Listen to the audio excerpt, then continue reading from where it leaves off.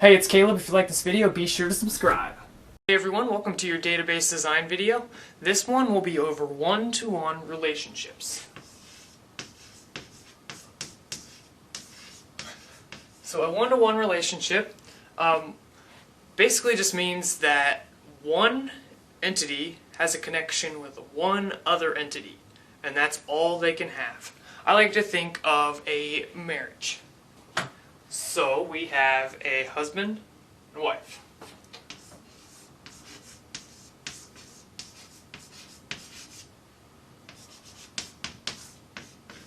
This is a one-to-one relationship because a husband can have one wife and that wife can have one husband. The husband can't have multiple wives and the wife can't have multiple husbands. It's one-to-one because one entity is limited to one other entity. This entity is also limited to one other entity. It's a one-to-one relationship. So another example of a one-to-one relationship would be a social security number. Alright, so a social security number in America is basically just a unique number every citizen is given.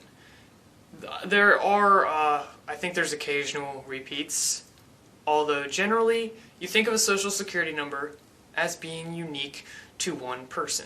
So we define it as a one-to-one relationship. Even if there's possibilities of being repeated data, one person only has one social security number. Generally that social security number is only supposed to have one person. So we have a person, and then we have a social security number. One person has one social security number. One social security number is assigned to one person. If you want to draw out your relationships, you can say person has one social security number assigned,